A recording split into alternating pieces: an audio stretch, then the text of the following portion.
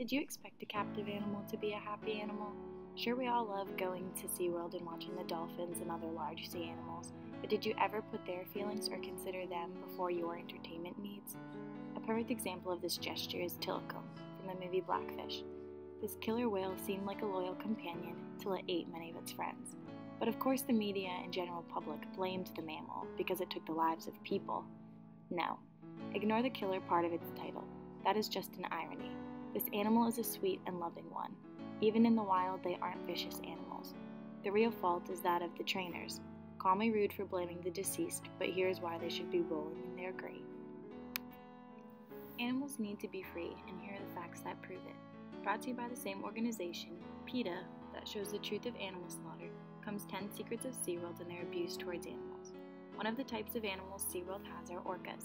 They like to spend 95% of their time in the deep waters where it's cooler and shady. Unfortunately, SeaWorld only allows them into 40-foot deep tanks.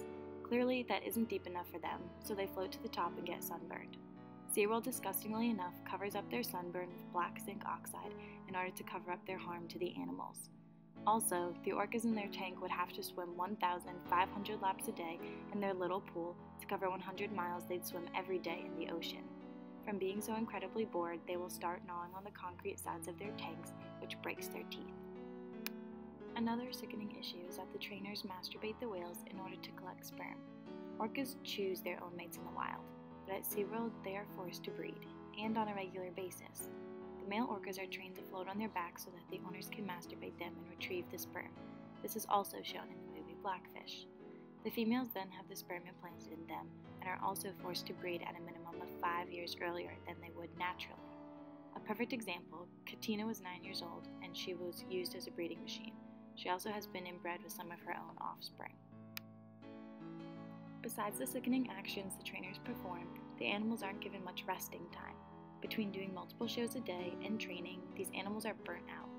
In animals like a child, you can only take charge of them some of the time. They need positive reinforcement, loads of attention, and we as the people responsible of those animals or children need to understand that we aren't always understood by them. Our levels of communication are in 2 different spectrums. When an animal at SeaWorld doesn't perform what it was supposed to, they don't receive a treat and they get a 15-second cold shoulder or no response. And they are expected to just accept that fact and keep listening to their owner and move on with the show. Now, any human would be agitated by that fact, let alone an animal that, can't even understand English. People are absurd to think that animals in captivity retaliate and cause danger. The only danger is the danger we put on the animal for being held our prisoners for entertainment. They have no true understanding of what's going on. Their intentions aren't even interpreted as killers by experts. For whatever reasons, the whales become aggravated and decide to act out. However, they have some aggressive forces and behaviors, thus can cause a human to die. Trainers also shouldn't be alone without a spotter in the water with the whales. The trainers need to do exactly what they are asked and closely follow the rules. I'm begging you to not see it my way, but to see the way of truth. For us, humans being put in captivity is called jail.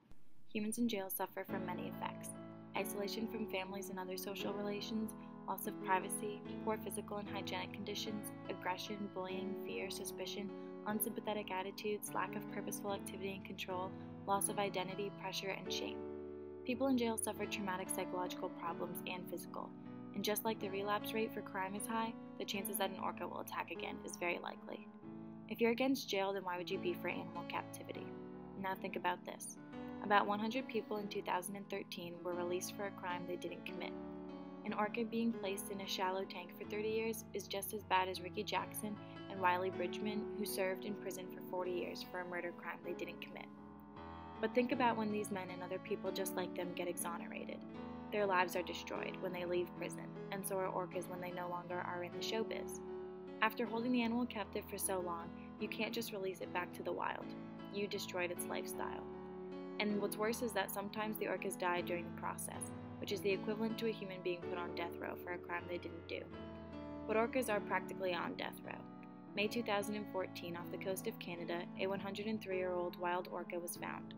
Orcas generally live to be around 90 years old, but only 5 orcas in captivity have lived to be over the age of 30. They usually live to be a teenager in captivity, with the average of 9 years old, and not a single killer whale has died of old age in captivity. But while we are on the topic of crime, isn't it disturbing that the employees at SeaWorld deliberately tell their audiences lies? SeaWorld tells us that the collapsed dorsal fin is common, when in reality it has been seen in less than 1% of wild orcas and is believed to be a sign of injury. In the wild, orcas live in family pods for their whole life, while SeaWorld separates them and causes high stress levels on the animals. Kasaka was the mother of Takara, and at a young age Takara was loaded on a truck and sent to Florida. Afterwards, one of the trainers states, Kasaka continued to make vocals that had never been heard before. They brought in the senior research scientist to analyze the vocals. They were long-range vocals. She was trying something that no one ever heard before, looking for Takara. That's heartbreaking. How can anyone look at that and think that that is morally acceptable? It's not. We need to stop these shows, and furthermore, we need to stop removing wild animals from their natural habitat. There are certain animals that are left to be majestic creatures in their natural habitat. Humans should not intervene. It is not our say to decide whether or not an animal should be domesticated or not. We can't put the blame on an animal that doesn't have the mental capacity we do. We are picking on the mentally weaker link, but messing with the stronger of the two.